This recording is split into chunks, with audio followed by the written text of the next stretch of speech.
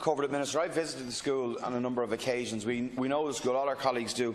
Since 2003, the department has spent £1.16 million on prefabs. We'd have a new school built. Now, the school, in my view, it's unhealthy for the kids, it's unsafe. My colleagues have mentioned the technical assessment. Technical assessment was carried out in February, and I put another parliamentary question down to you again in September. And it just refers to the site. A technical site visit was carried out. We know that. That happened in February. The parents and the principal, Pauline Costello, and her team there are honestly losing patience now. They're exacerbated by this. We do need to get a resolution. This is cross-party, and those are none, representatives from Dublin Fingal. We want a proper school facilities for the kids and the staff of St Molaga's. It needs to be fast-tracked, and I hope you can give that commitment to us today, that after all this time waiting, 19 years some of the prefabs, that we can move ahead with a proper permanent building. And the concern that has raised, indeed it's been raised not just by the deputies here, but by Senator James Riley as well. So there is acute concern. I think the deputies are right. There was a visit to the department, by the department to the school in February, and that was followed up then by a technical site visit in April, and the agreement has been worked out as to the exact scale of what is required, namely 18 classroom primary school and 2 classroom ASD unit.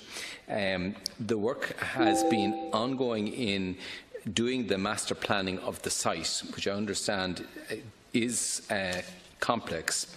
The purpose of the building is to project the additional accommodation as well as the replacement of the current temporary accommodation. The development of the project brief must have regard to the continuance of the existing schools while construction is underway.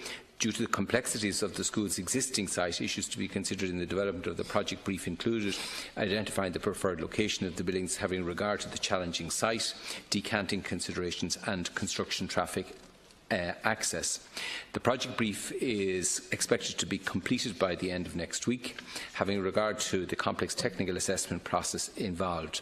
The department will be then in contact with the school in relation to the next steps. The completion of the project brief will facilitate progression of the project into architectural planning, which includes the appointment of a design team. So it is in a position to move forward. The project brief will be completed at the end of next week, and it will then move into the architectural planning phase.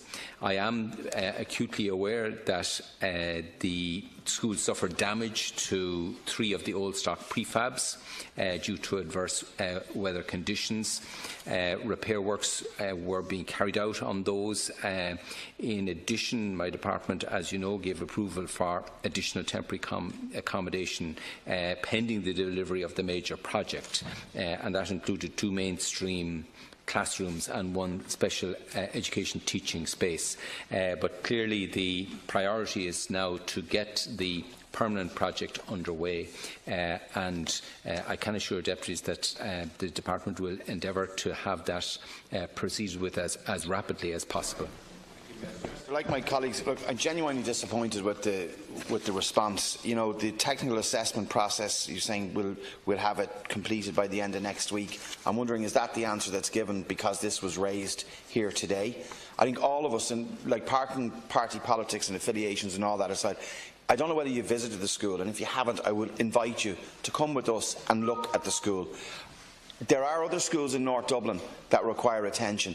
I would be hard-pushed. Maybe this and one other, Hedgestown National School, are the 2 schools that are in desperate condition. The response is completely inadequate, and I would really ask you to redouble your efforts, to go back to your officials and say, do you know what, this needs to be fast-tracked, because that response gives no comfort to anyone. Yeah, I can understand. First of all, I can understand the deputy's concerns, but I think the project brief is a very important phase in any construction project. The appointment of the design team, there isn't a way of avoiding appointing a design team. There will have to be a design drawn up and a planning permission obtained, and that has its own process to go through. The department will obviously have to be satisfied that the design achieves the objectives. We don't want to have any second-rate construction here, so this has to be done. It involves, as I say, construction of 12 new classrooms, 2 ASD units, as well as refurbishment of existing accommodation. So this is a project that is now proceeding into the next stage. The department seeks to minimise the delay in all those stages, but subject to being robust in each of the processes.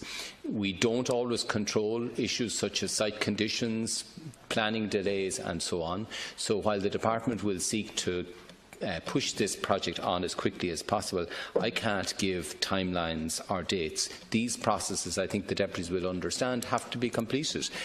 So to say the answer is not adequate, this is the way we do every school project. We have to do it in a robust way, but we will seek to do each of those stages as rapidly as possible in view of the acute concern that all of the deputies have expressed, and as I know, the concern of parents and principals and staff alike.